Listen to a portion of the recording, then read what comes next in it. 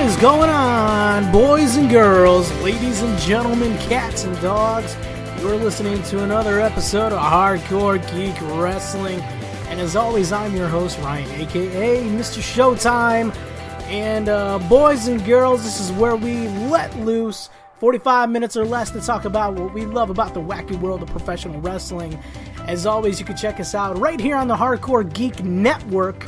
We're on iTunes. We're right here on Spreaker as well.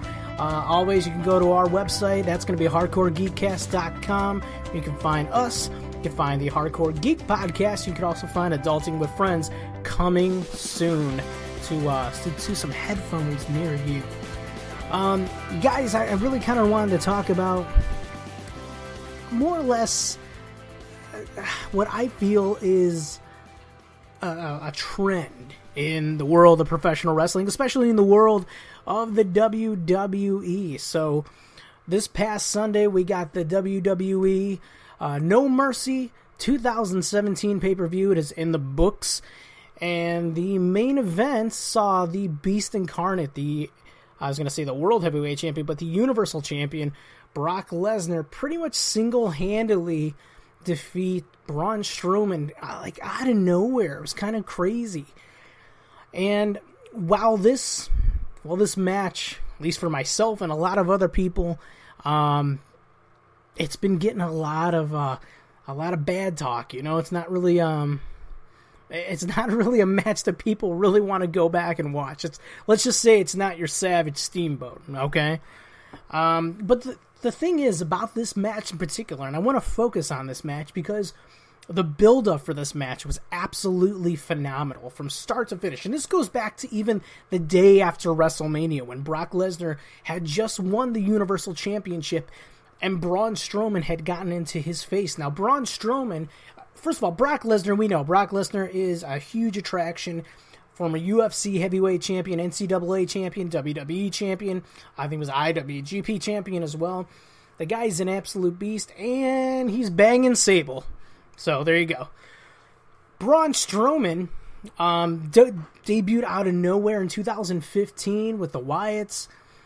It's really amazing to see how far this man has come in a span of almost 2 years. Right now, he's one of the most revered superstars, not just on Raw, but in all of WWE, and a lot of people, maybe not the biggest WWE fans, but a lot of people really like Braun Strowman. And it's kind of like, I feel like the age of the big man is coming back to the WWE. Okay, for the longest time, we got guys like your Daniel Bryans, your Seth Rollins, your Shawn Michaels, your Bret Harts, even Edge, Christian, the Hardys. A lot of those guys, AJ Styles, a lot of the smaller, more athletic, faster paced, maybe high flying styles. Those guys have really been dominating the world of pro wrestling for, I want to say, almost the last 10 years, to be honest. Give and take, Shawn Michaels. But Shawn Michaels was still wrestling until 2010. But in the last couple years, I really think we've been seeing the return of the big man. I think that has a lot to do with them putting Brock Lesnar in the limelight. Also, Braun Strowman. Braun Strowman is the guy that I really think has gone above and beyond what I really thought that he could ever do. And if you think back to it, I think it was around 2015. There were the rumors, late 2015, that Braun Strowman was going to go against The Undertaker at WrestleMania. And I remember a lot of people were like, absolutely not. We do not want to see that match. And I think if you were to think about that match today, that might be a match, a lot of those people would be interested in seeing. Just because the character of Braun Strowman is very intriguing. The guy is like a freak. For the most part, WWE has booked him very, very well. They booked him as being pretty much unstoppable. And I want to say this may have been his first time getting pinned. I don't know if Roman's pinned him. I gotta double check with that. But I don't know what they did with this match. I don't know why the audible was. I almost feel like there was an audible called, and here's why. Earlier in the night, there were some table spots where the tables were completely taken out. If you look at the beginning of this match, the announced tables that are like the gimmick tables, those were put back into place. So I really thought that they were going to be giving us some table spots, and the match would have gone a little longer. I really did dig the fact that, like, Braun Strowman was kind of shaking everything off that Brock was thrown at him. And then all of a sudden he gets in a Kimura lock. He gets hit with one F5, and that's it. So, I don't know. I digress. It is what it is. Hopefully, maybe they didn't think but Braun was ready. However, one thing I do want to talk about is, we had a conversation, myself and some friends, about, who are the top 10 big men of professional wrestling, and I kind of want to go over that. I'm going to go over in some quick detail, because we actually have a special interview for this episode to kind of tie in to the big man, the big powerhouses that we all love in the world of professional wrestling. But before we do that, we're going to go ahead and we're going to get right into this week's top 10.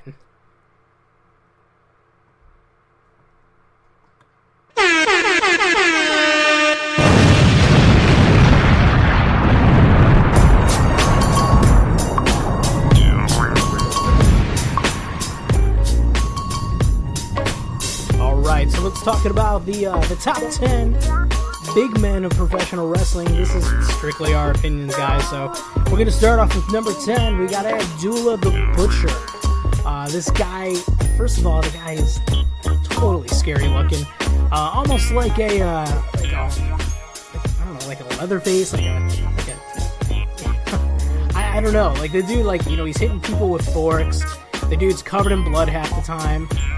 The guy's in the WWE Hall of Fame. Hasn't even really wrestled in WWE, in my opinion, to my knowledge, in my opinion. But he, from what I remember from him, just really seeing him in those feuds with Cactus Jack and WCW, that's crazy. And I think just a lot of the stuff, you can find a lot of crazy Abdullah the Butcher stuff on YouTube as far as like the independents. Number 9, we have Big Man Vader, the man they call Vader. Now, I really thought that he would be higher up in the list, in my opinion. I'm a huge fan of Vader. I really liked what he did in the WWF. That's how I was introduced to Vader. My very first match was SummerSlam 96 that I went to, and it was him and Shawn Michaels. So Vader was an absolute just monster. And then as I got older, I got to go back and watch some of his stuff in WCW and in Japan, and the guy was an absolute beast. His matches with Mick Foley were phenomenal. Even his mini feud that he had with Sid in the WWF, I really enjoyed. Of course, his feud with Shawn Michaels was great, and his feuds with Sting in WCW. So Vader, and I really think Vader should be in the Hall of Fame. I don't know. Hopefully we'll see him soon in the WWE Hall of Fame. Speaking of big men that I don't think that really get a lot of credit, we're going to go with number 8. That's Bam Bam Bigelow, the Beast from the East.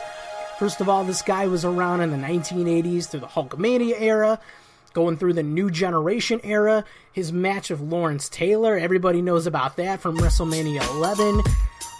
Going all the way through when he was in the Triple Threat in ECW as the ECW World Television Champion, the ECW World Heavyweight Champion, and then when he made a huge impact in WCW, feuding with Goldberg out of nowhere. Now, WCW kind of floundered a little bit after that Goldberg feud, especially when he got into the WCW Hardcore division, but it doesn't take away from everything that Bam Bam Bigelow has done in the past. Number 7, we got Yokozuna.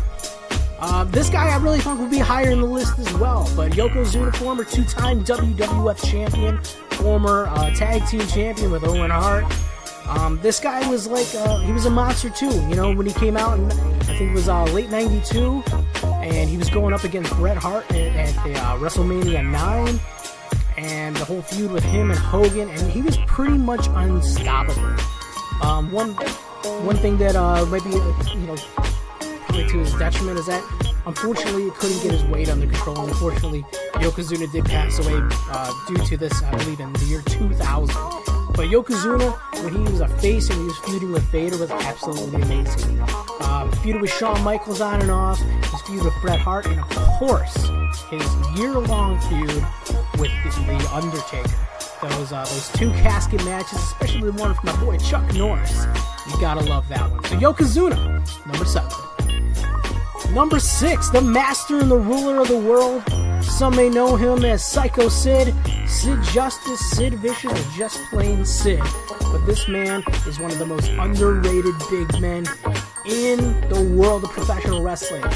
Sid has been a former WCW World Heavyweight Champion, WCW United States Champion, former WWF Champion 2 times, main evented WrestleMania 13 with The Undertaker, defeated Shawn Michaels for the WWE Championship in Madison Square Garden at Survivor Series 96 to go on to defend it against Bret the Hitman Hart. And then even before that, his feud with Shawn Michaels leading right after WrestleMania 11. Everybody remembers when Shawn Michaels, quote-unquote, gave Sid the night off. And he powerbombed him a whole bunch of times.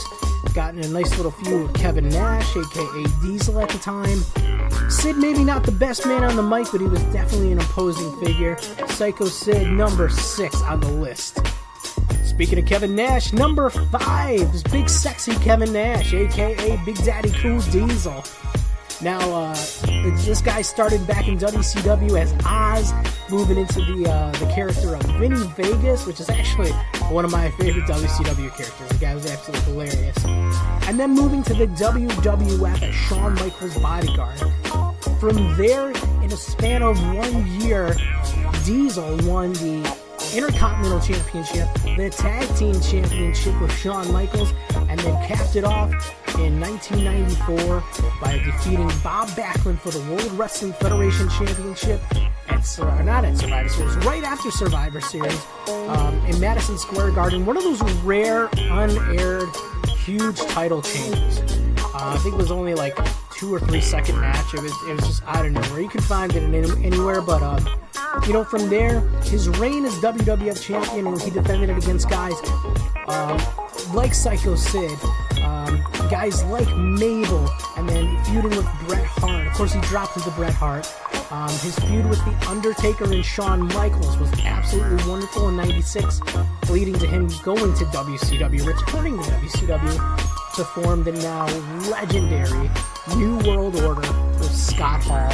He wins the Tag Team Championship in WCW, the World Heavyweight Championship multiple times, returns to WWF. Maybe doesn't have the greatest run in some of his returns, but Kevin Nash definitely earned his spot. And of course, his time in TNA as well. I can't forget that. Former Tag Team Champion, and I believe he was the Legends Champion as well. So Kevin Nash definitely deserves to be on this list.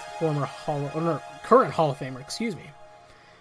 Speaking of Hall of Fame or Hall of Fame bound, The Big Show, a.k.a. Paul White, a.k.a. The Giant.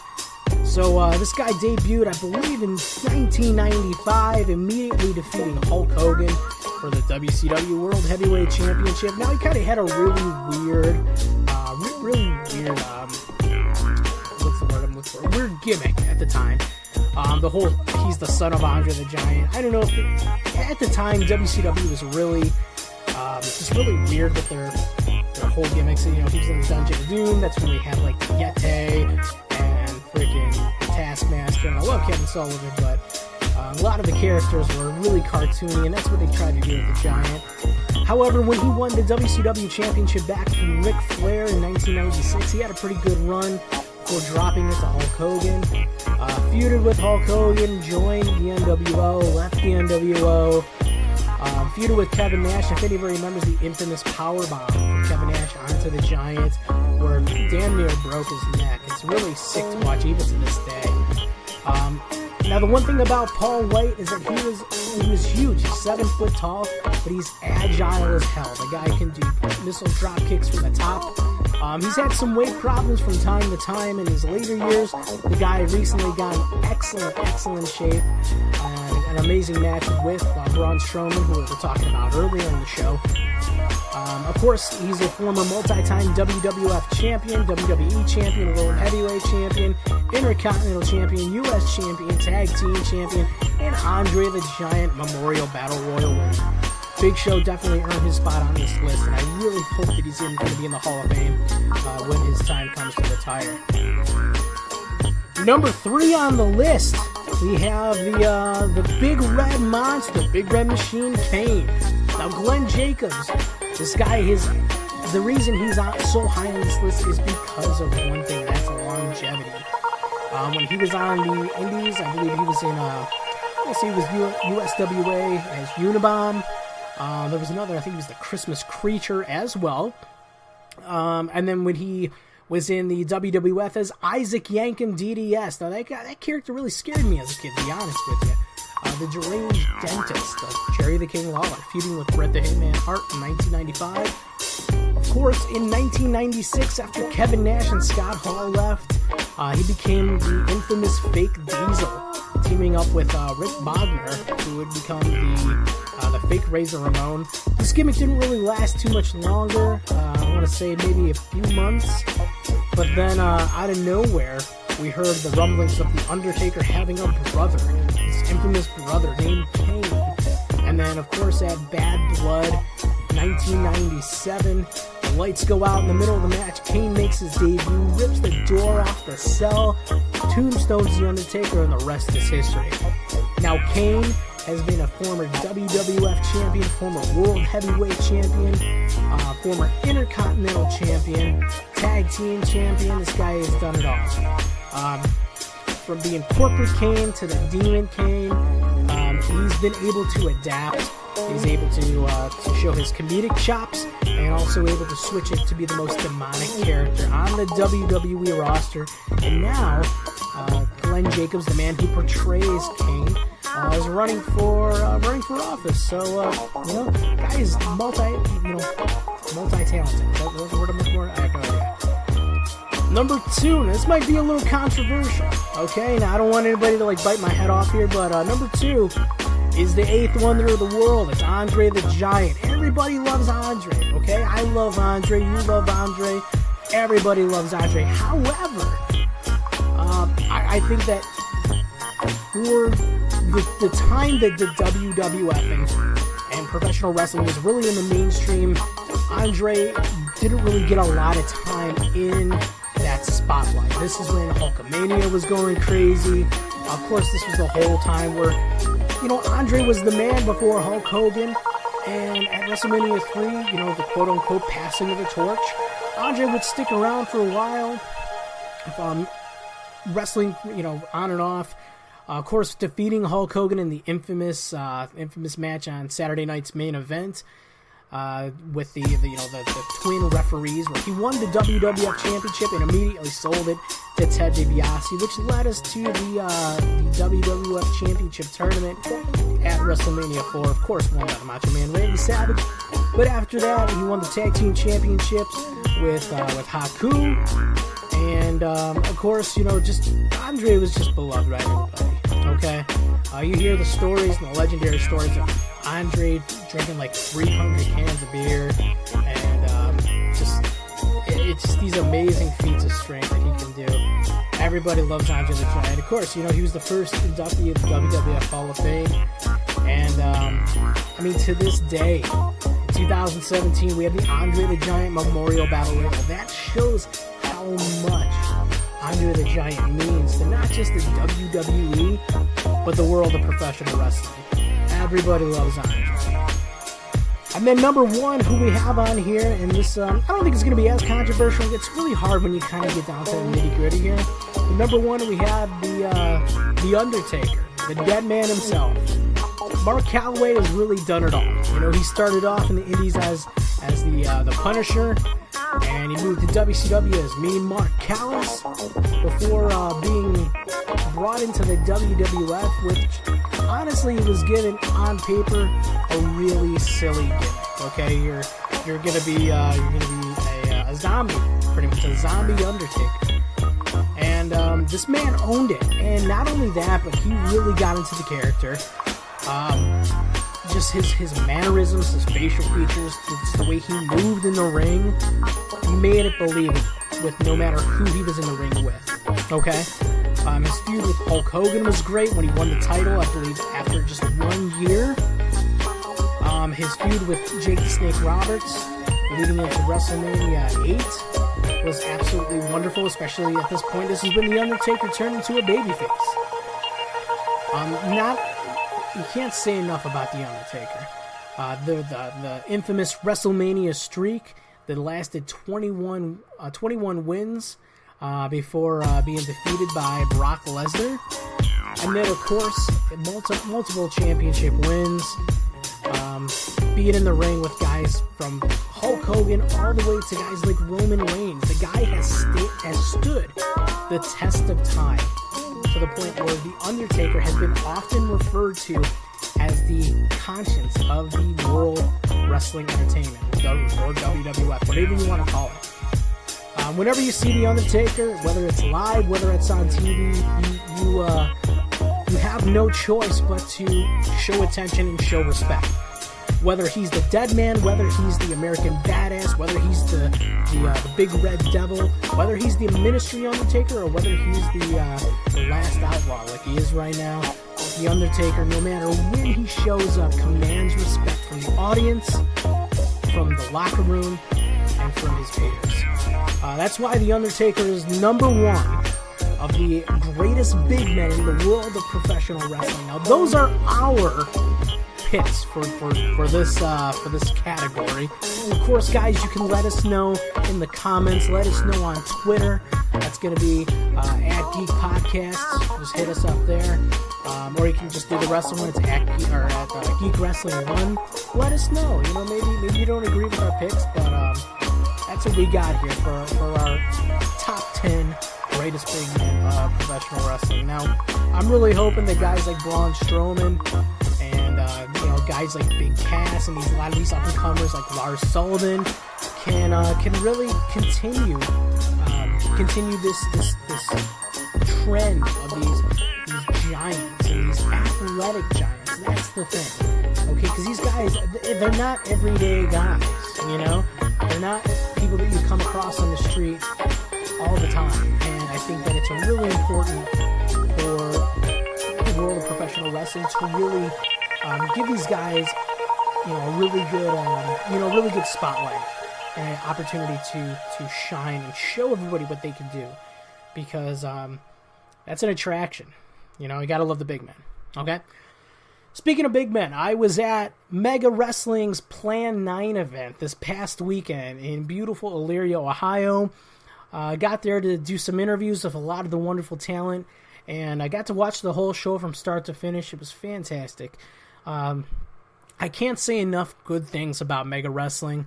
From what they do for the community and what they do for kids, and they got for our veterans and all that. They really care about the fans, and that's one thing I absolutely love about Mega Wrestling. And then, of course, they put on great shows. From start to finish, we saw just I'm not going to name every match.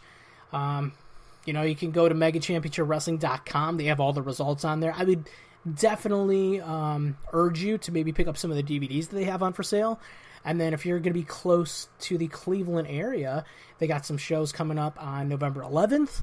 I believe they have a December show coming up. Just check them out. They're great. Mega Wrestling. So I had the opportunity to sit down with my buddy Kalam. All right, now he's one of the biggest dudes on the roster. I had a chance to speak to him earlier this year. We did a quick interview. Kalam has come a long way. He's had a couple championship matches. He's looking just like an absolute beast when he comes out there. He had a really cool run in that night. Got in the face of my dude Big Mo. It's another awesome big man right there. And I just wanted to really pick his brain as far as how he feels about being a big man in professional wrestling, and where he sees professional wrestling going. So right now we're gonna go and we're gonna get to the interview with Kalam from Mega Wrestling's Plan 9 event. Here we go.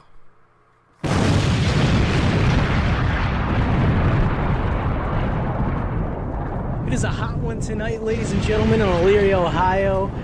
It's the end of September, and first of all, I did it to myself. I'm wearing a huge hoodie right now, and it's a million freaking degrees. But nonetheless, I'm backstage here at Mega Wrestling, and we were just talking about the greatest big men in the world of professional wrestling, the wacky world of professional wrestling, and I happen to have one of them with me right now. Kalam, welcome back to the show, my friend. Thank you for having me back. Yeah, man. So we were talking about having the, you got guys like King Kong Bundy. You guys got, guys like The Undertaker, Kevin Nash. Right now, Braun Strowman's like huge. Like, let's talk about that. Like, your style is powerhouse. You got that reverse choke slam into the freaking go to sleep thing, which I absolutely love.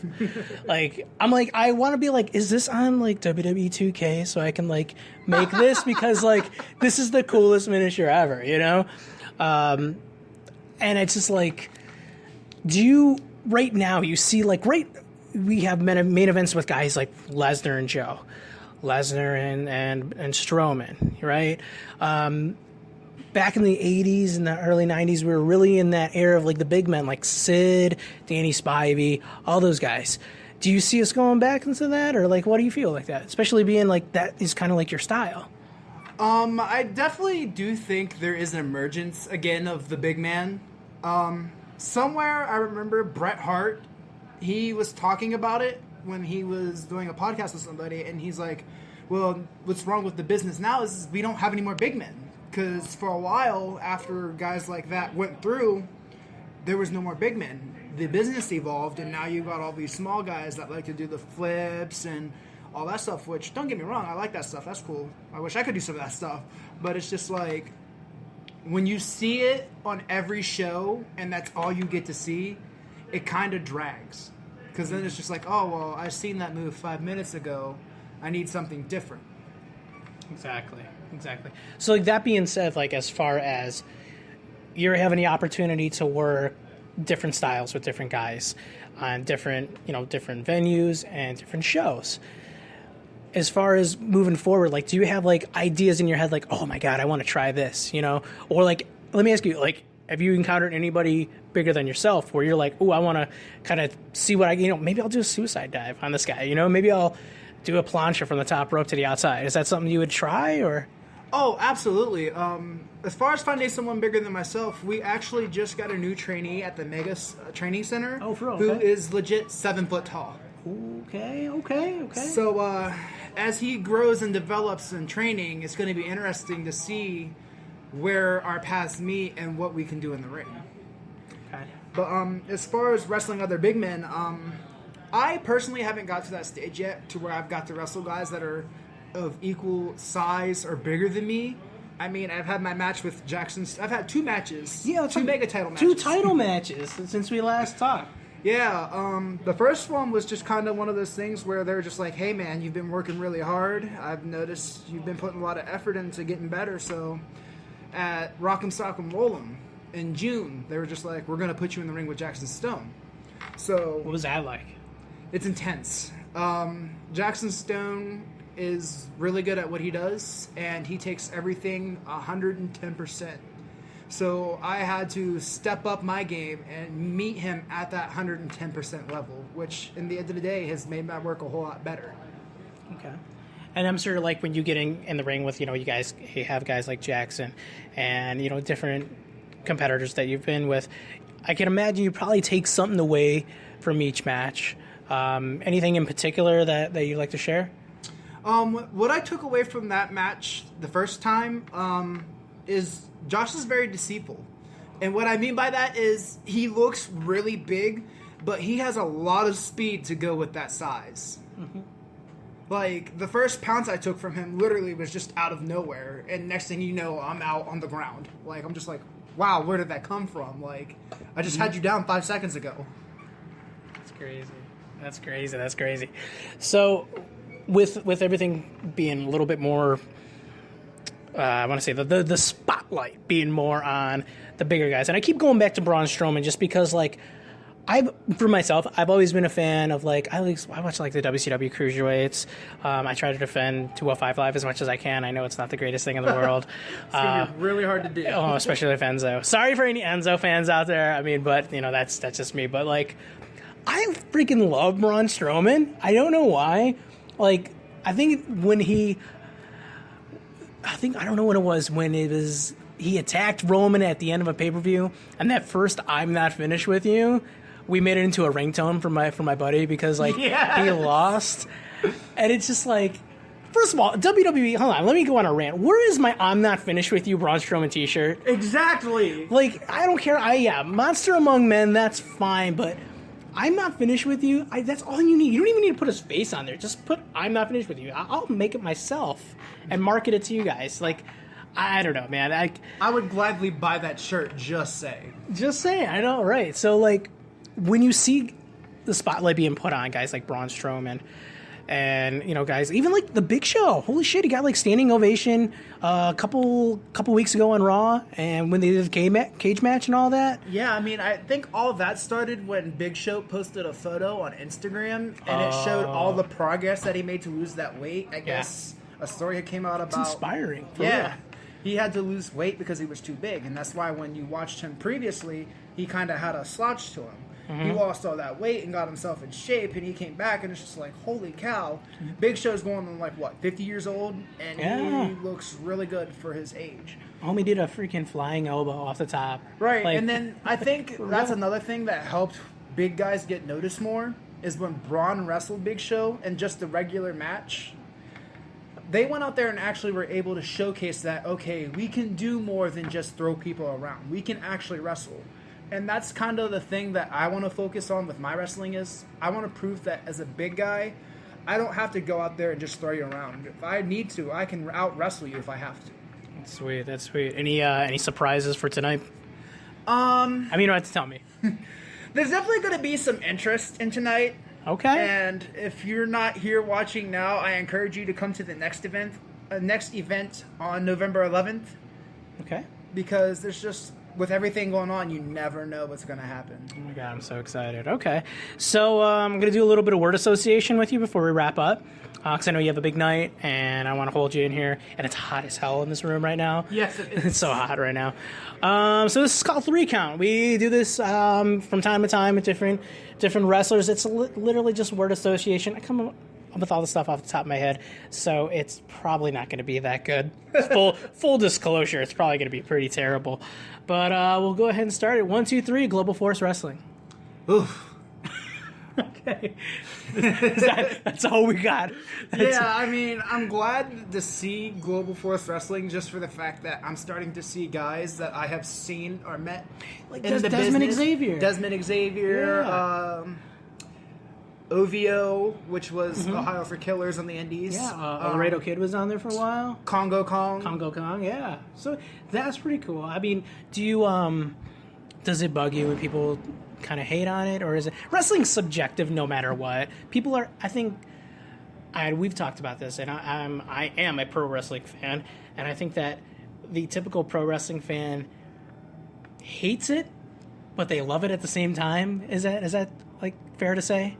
Yes and no. I mean, a lot of people that I hear trash talk Global Force Wrestling is oh, well, Global Force Wrestling doesn't have this, and it doesn't have this, and it doesn't have this. Well, when you have to go through all the legal issues that they had to go through, it's going to be really hard to brand yourself. Mm-hmm. I mean, you got to give Jeff Jarrett credit where credit is due. He came in and had to rebrand what was the last known as Impact Wrestling and start it all over. Mm-hmm. I mean, that's really hard to do, and it's going to take time before Global Force Wrestling can get up to that national stage again. That's true. And that's how it is. I mean, I will still watch it every Thursday night. I have, like you said, I have people that I know that are there, that wrestle there every week. And, I have guys there that I'm fans of, So I think that in general, people just enjoy it. It's just a television show. Right. Let's enjoy it, Yeah, I think the other thing I would say about Global Force Wrestling is the guys that I see on a show that I hear talking about it and dissing it, to me that makes them look kind of dumb because that's still somewhat of a spotlight for you. You never know. They might contact you one day and say, hey, we need somebody down here. You're the guy we're looking for. And then you're going to look dumb because then it's just like, well, I was that same guy that 2 months ago just said I don't want to work for them because they're going under. Yeah, they just did that X Cup. They brought in so many guys, and yeah, I have nothing against Global Force. One of my favorite podcasts, shout out King of the Mountain podcast, my boy BQ. He can do an awesome job. That's all I got to say about that. All right, word association. We got 2 more to go here. 1, 2, 3. The Mae Young Classic. Ooh, I loved watching the Mae Young Classic. Very big fan and supporter of women's wrestling. I mean, it's crazy to say, but even in this day and age, you still hear people back talk women's wrestling, which to me is awful because, in my opinion, girls can do everything in professional wrestling that a man can do. But it was fun to watch it pan out, and again, it was good seeing some people that I've got to meet and know in the Mae Young Classic. Shayna Baszler.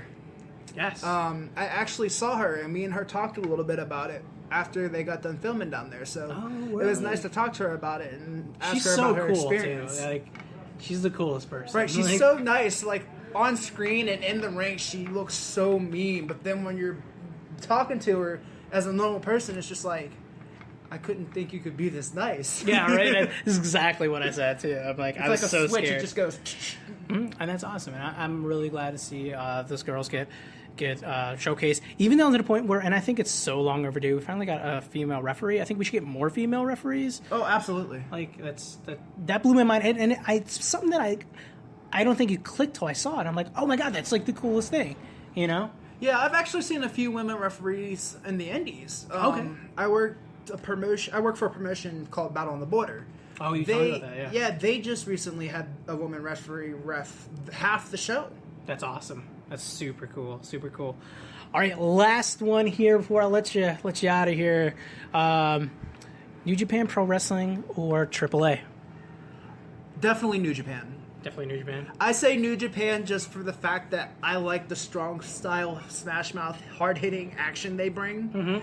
And I liked watching guys like Kenny Omega, Michael Elgin, Shibata before he messed himself up. Oh my god, how sad is that? Did you see him at the G1? No, I didn't. Like he came out and everybody was like applauding and like crying and stuff, and it's like, oh my god. Yeah, I mean, it's one of those things where he was really good to watch. He was starting to get noticed, and then that accident happens, and then it's just like, well. And it's like he's the one that delivered the headbutt, right? Yeah, he gave the headbutt, but I don't think he realized how much force he actually threw into that headbutt. Like when he did it at the time, he's just probably like, "Oh, dude, that hurt a little more than usual."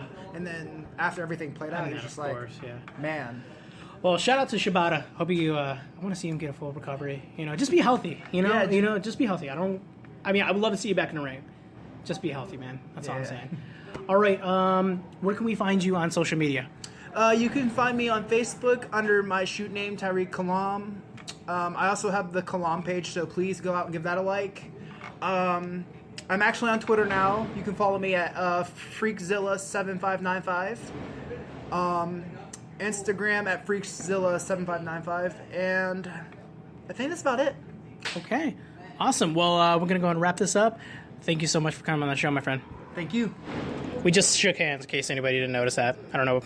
Later.